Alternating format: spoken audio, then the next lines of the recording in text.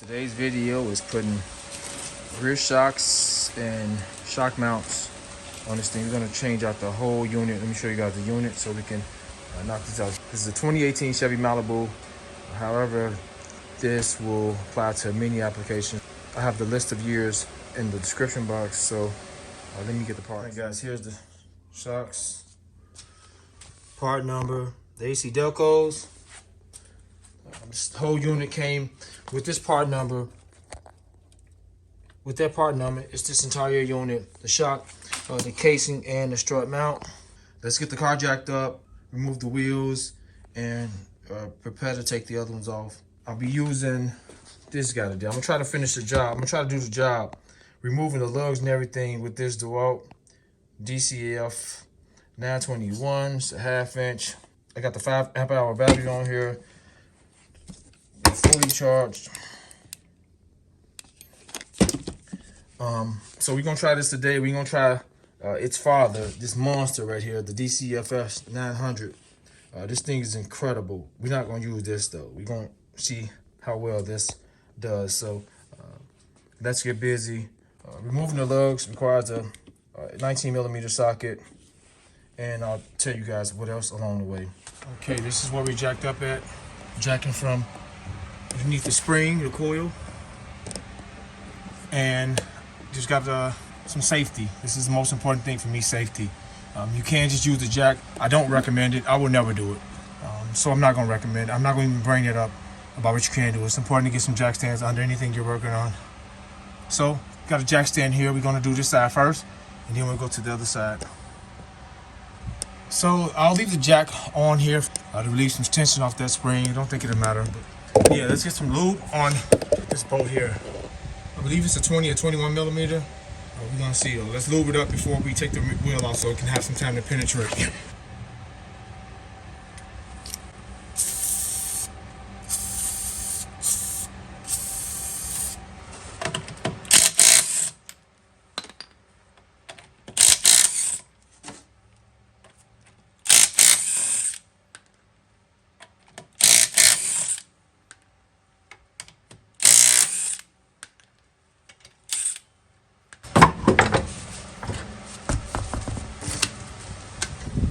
We're gonna pull this liner back. There go our bolts right there. We're gonna spray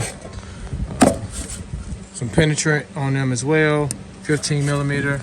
I'm using this for y'all. I've used every lubricant just about known except this one, and I want to try it out. I've heard good things about it, so this is our first experience with this. You know what, guys? Let's do it a little different. Let's remove the bottom bolt out so it can just hang, and we remove the top and just pull it out. So we got one here, and the back side is here. I'm gonna try to spray inside of there as well. Okay, 21mm. Tiny bit of play. 13/16. Perfect. You also got a 13/16 box stand wrench here. Is also fitting perfect. So we're gonna hold one side, and we're gonna see what that DeWalt gonna do, guys. We're gonna see if that DeWalt gonna take care of that business.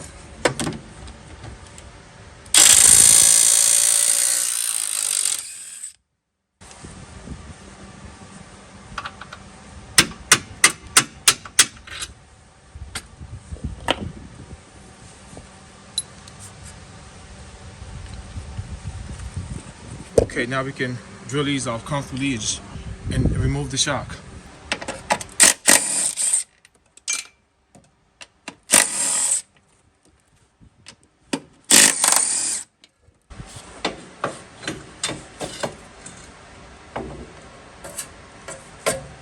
All right, old shock. Let's install this and get to the other side.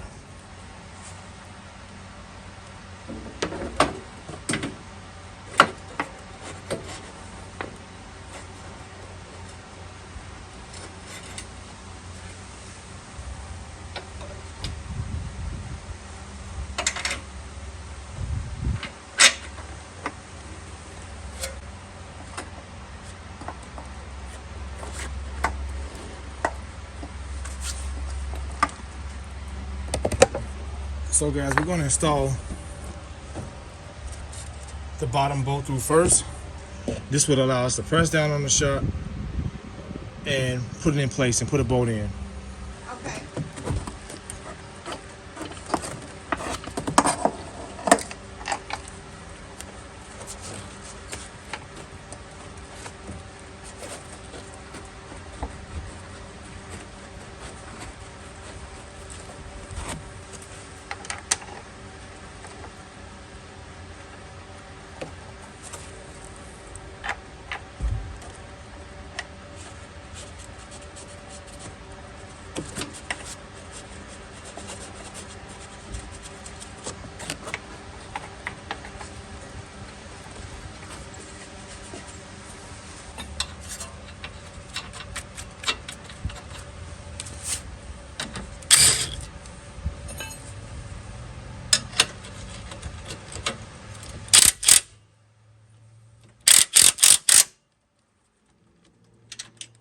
I didn't tighten it all the way up because I want to torque them down. This is 133 foot-pounds, and these are 18 foot-pounds. So let's get these torqued down right now.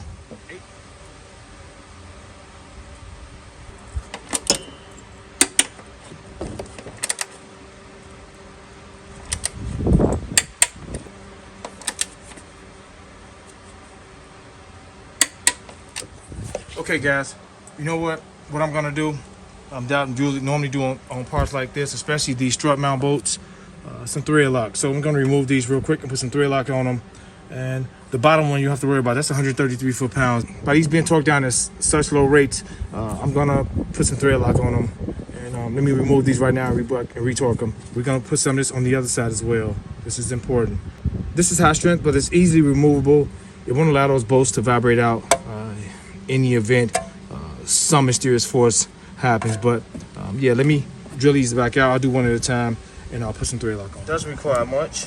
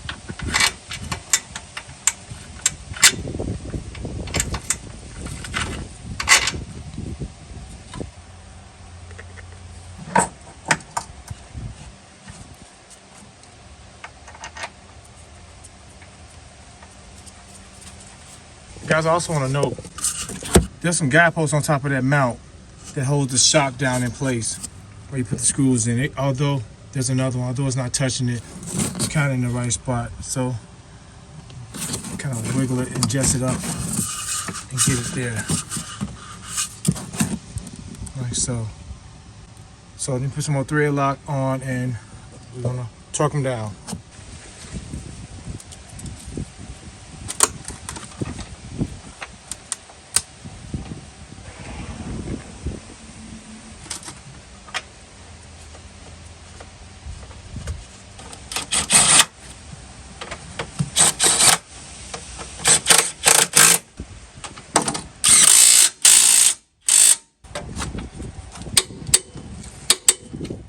42.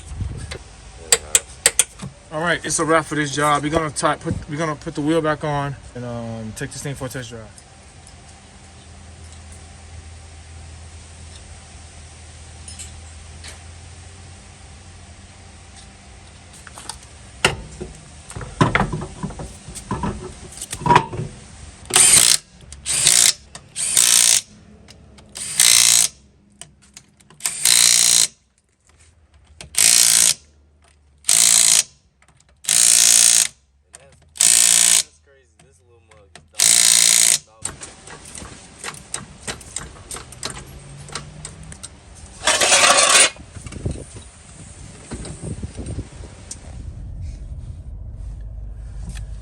Driving perfect. This vehicle has 83,000 miles. So the problem occurs when it got to like 80,000 miles. That's when we kind of, like 82,000 miles, I think she noticed it then. So it's a wrap.